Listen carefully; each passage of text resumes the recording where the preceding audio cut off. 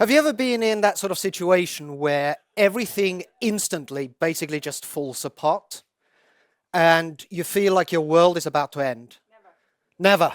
But at some point in time, things sort of get a little bit better, and then suddenly you have this epiphany that things actually worked out for its best. Well, it's about a year and a half ago, actually. I know exactly when it was. It was a year and a half ago. It was 3:50 in the afternoon. I was getting ready to go into what was going to be one of the most important meetings, I would like to say, of my life, but we all know that's partially not true. It was a very important meeting, and my phone rings. And it's my daughter. And when my daughter rings, I answer. Right? You never don't answer the phone to your daughter, but I started off with, "Be quick, I'm about to go into a meeting, this is very important, what is it?"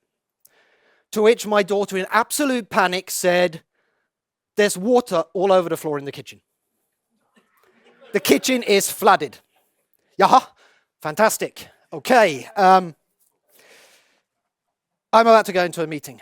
I need to go and do this meeting. I'll call you afterwards. So I go into this meeting. It's an important meeting with a bank, and as it turns out, it was quite an important meeting. We'll get back to that a little bit later. And in my head, all I'm thinking is tick, tick, tick, water on the floor, tick, tick, tick, water on the floor. But at the same time, I need to concentrate on what the customer is saying and everything else. And halfway through that, my brain goes, "Oh shit, we've got wood floor in the kitchen." This is going from bad to a disaster, right? I have the meeting. I rush home. As it turns out, our antiquated dishwasher that I have spent years trying to keep alive. You know, I'm a techie at heart, so screwdriver, fixie, trixie, all of that sort of stuff. It had given up the ghost, and I'm an idiot. I'll admit that I'm an idiot. I'm the sort of person that will turn on the dishwasher, set the timer, because I want clean dishes when I either wake up in the morning or when I come home from work. This was one of those times where setting the timer turned out to be a really bad move. So, wet floor, wood floor, in a house that was built so long ago that nothing is to code. So there I'm facing this situation that, do I just change the dishwasher? No, I can't. It's not a standard size. It doesn't fit anymore. I can't get a dishwasher that will fit. But I do have to get a new dishwasher because there's no way I'm going to wash up by hand. If I get a new dishwasher, that means that I need to change the units, at least to the side of it, which nothing else measures. You can see where this is going, right? On top of that, I need to sort out the floor. Now, we all live in Finland. I think most of you live in Finland. No one traveled here. Yes. The codes have changed. When my house was built, things like waterproofing behind your dishwasher, and if you're renovating the kitchen now, you better follow the code. So I suddenly realized that this was going to go from a simple, our dishwasher has sprung the leak, to a full kitchen renovation. The meeting I'd been in with the customer just before that was a kickoff meeting around a core modernization project in a bank. And I drew an awful lot of similarities. How on earth do you do a complete renovation without stopping everything? I don't know how many here have renovated a kitchen, but if you say, "I'm going to renovate the whole kitchen, pull it all out, big bang," you're suddenly without a kitchen for 3 months. And you're guaranteed that if you said to yourself, it's going to take max 3 months, it's going to take 6. It's going to cost twice as much. So how on earth do you do a kitchen renovation, but still remain with a functional kitchen? The disasters of doing a core modernization. In actual fact, any modernization in banking. How on earth do you go through this journey and still stay relevant? Because I think we've seen a number of scenarios where things end up like a messy kitchen renovation.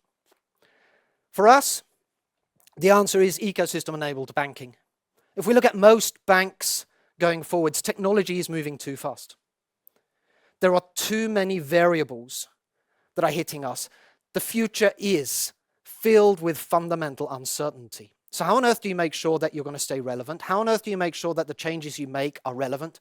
How on earth do you make sure you don't end up in a 8-year big bang transformational project where at the end of those 8 years, you've got a legacy just as bad as the legacy you started with. So we base this around 4 fundamental principles. Align your transformation to business outcomes. We do not see core transformation as a technology project. We see it as a business project delivered by technology and with technology. But it's a business project. Develop a future-ready target architecture. We've got an approach for doing that. Think about the future. And here what we do is we say, you've got legacy. Everybody's got legacy. Forget it. The worst thing you can do is to mirror your future based on your legacy. And I've seen this too many times where banks will say, we're going to start by analyzing our current systems. And what they do is they create a mindset that ends up with the old in new technology. Stick it in the cupboard, forget about it for the time being. Then, leverage suitable ecosystem partners. We truly believe that the day of custom development is gone, and we'll get into that in more details in a little while. And then it all comes down to having the right people working with you. And I think in this modern day of age, you can't have all of those people in-house.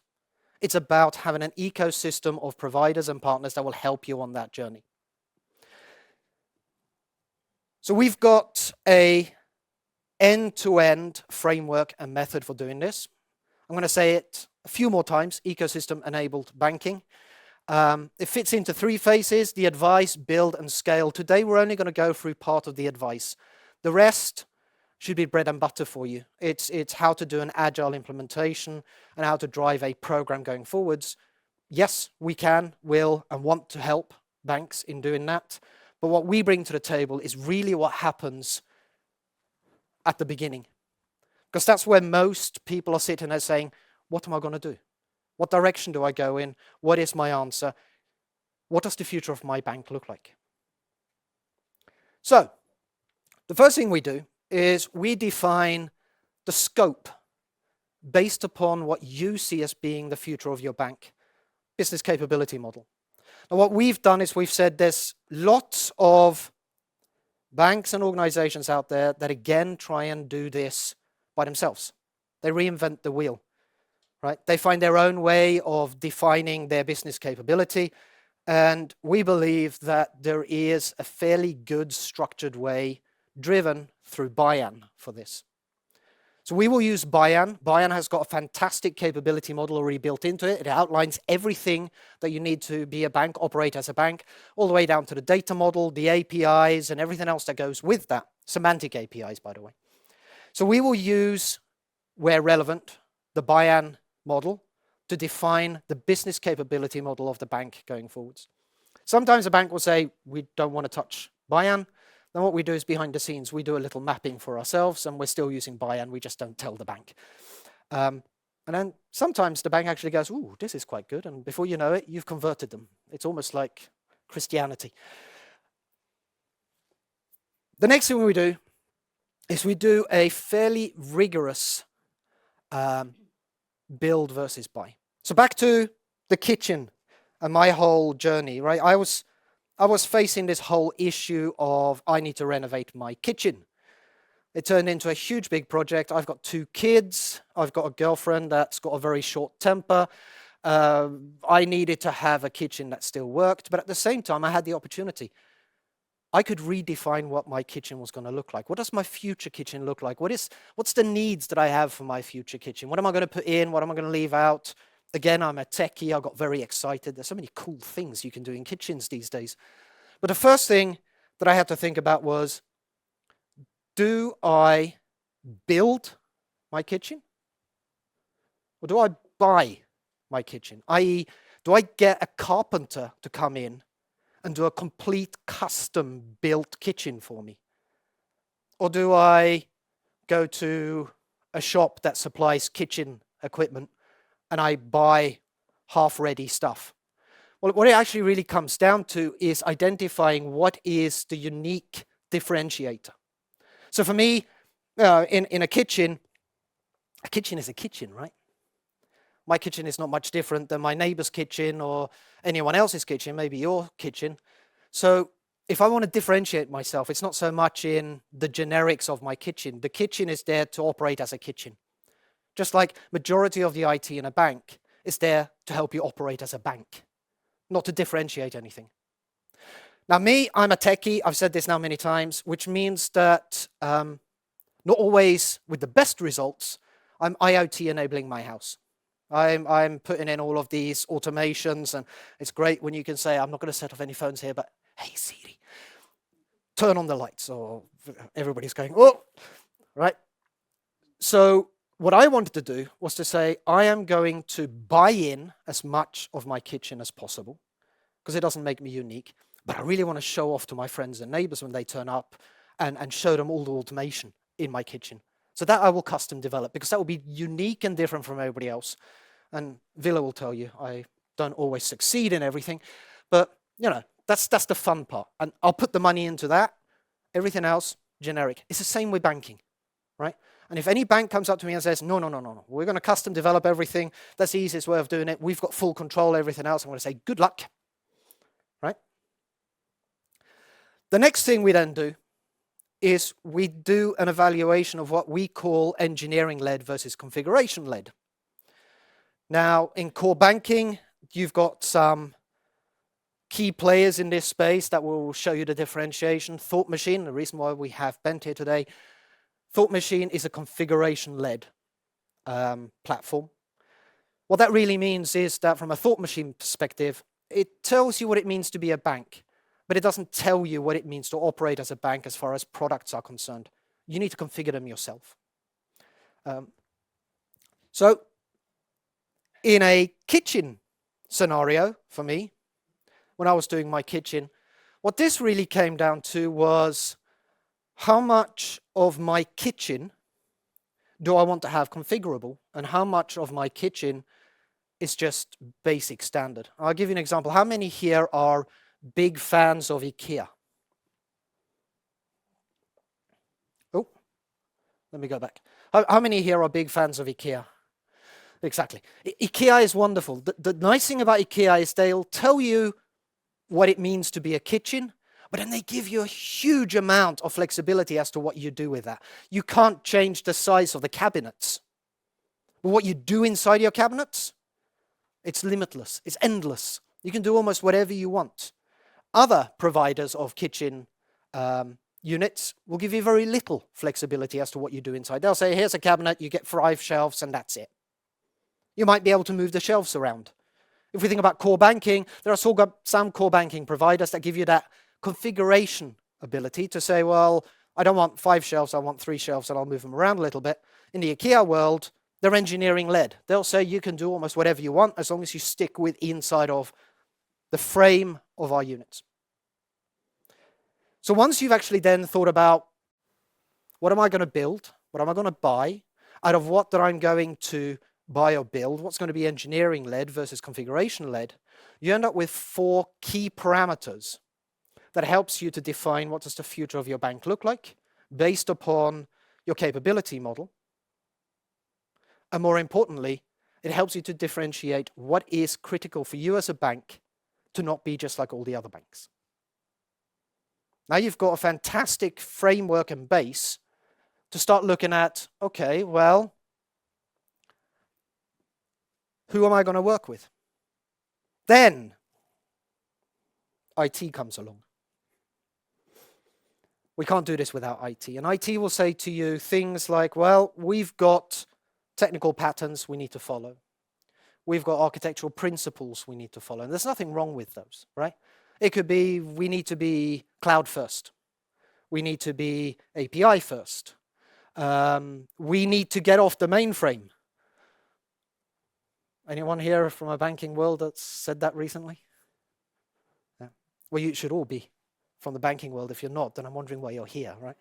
But one of the important parts of those definitions is the fact that they shouldn't be set in stone, right? It's about defining the future journey of your bank. What is your bank going to look like in the future? There needs to be some leeway in that. Back to my kitchen. As I started ripping things out, one of the things that I realized was that I had certain constraints. the plumbing in the house was old, but there was no way I was going to rip the plumbing out of the whole house, right? I was going to leave the plumbing as it was, and therefore, by leaving the plumbing as it was, it gave me certain constraints, architectural constraints. Same with the electricity. I could move some of the electricity points around. You know, I wanted to move the oven or whatever the case may be, but I wasn't going to rewire the whole house. Actually, I wanted to rewire that. That's, you know, I wanted to rewire the whole house, but I didn't. But I could have done, but I didn't. Same thing again with a modernization journey in a bank. There are certain things that you need to abide by, but at the same time, you want to look at what is the impact of those. And they will help you then, yet again, to define, based on everything else as well, who are your best partners to be working with from an ecosystem perspective. Because I really, truly believe that anyone today that jumps into a large transformational project and does not take advantage of partners, they're lining themselves up for a life of hurt because things are moving too fast. Right. The last part then is legacy. There's a whole discussion around, are you going to replace your legacy? Are you going to anchor to your legacy? What are you going to do with your legacy? The first thing you need to do is to think about coexistence. No one does a big bang anymore. No one says, I'm going to rip everything out on a Friday, and by Monday I'm going to have a whole new shiny system up and running, and everybody's going to be really happy. You need to have an approach and a way of thinking that says, I will find a way to enable two systems to coexist, multiple systems to coexist, and for me to have an elegant way of moving capabilities from one to the other. In actual fact, what we also find is sometimes there are certain things sitting in your legacy that's doing a damn good job. You don't actually need to replace it. It works quite nicely. It's doing what it's supposed to do, and for all intents and purposes, it will continue doing exactly what it's supposed to be doing. One good example is very often when you're doing a modernization journey, you're also refactoring your product catalog. Most banks have got a plethora of banking products, and reality is that they're just small variations on one base product. And that's because of the way that it was all hard-coded into the legacy system.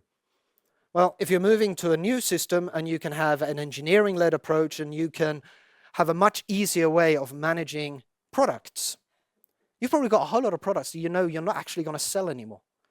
Leave them to die out in the legacy. Don't worry about migrating them. Don't worry about the risk and impact of trying to migrate them to your new system. Let them die away gracefully. Now, I have a lot of discussions then with banks that say, yeah, but then I'm paying for two systems. Chances are you're going to do that anyway, because if you try and do it wrong, you're going to end up with yet another legacy on yet another core, on yet another. So actually, taking a business-led approach that says, if I know something's going to die out and I can constrain that and I can let it die gracefully, I can manage that risk and that cost versus having a big explosion where everything just goes wrong. Once you've done all of that analysis, you've defined what the future of the bank looks like. Let me see on time here. Oh, excellent. You've defined what the future of the bank looks like. You've created your business capability model. You have looked at what is most important to you. You've created a view on whether you're going to buy something or build something. And remember, if you've got a good capability model, you can do heat mapping on it that says, this I'm going to build. This is differentiating for me. This I'm going to buy from somewhere.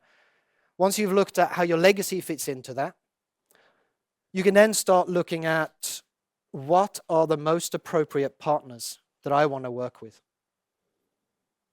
And here I will actually say the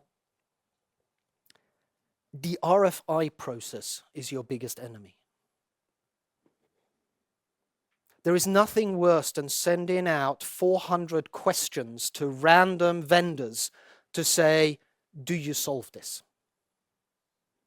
Because the answers you get back are not actually going to help you to answer the key questions you've got. What you want to do is to turn it inwards and say, I will sit down with someone who's got a well-evaluated approach for this. I will sit down with the vendors and I will say, this is our capability model. These are our requirements. How do you align with this? Don't send out an RFI. RFP is different because all you're doing is saying, give it to me cheaper. But the RFI, don't do it anymore. Do it this way instead. Right. So, a slightly different approach on it. What we do is we confirm the business goal and strategy with you. What is it that you want to do going forwards? We will define the scope and capability model. We'll develop that using BIAN. We will go through with you all of these points and a few more. These are just the core ones to enable us to create a holistic picture of what does the future of your bank look like.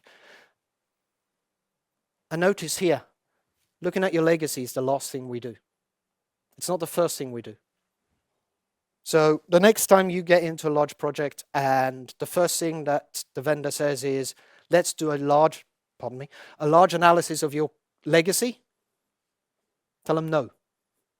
Let's first figure out what the future of my bank looks like. Then you can start looking at your partners. You've already then got a great scope for what it is you're looking at going forwards. And it's not just one partner, it's multiple partners.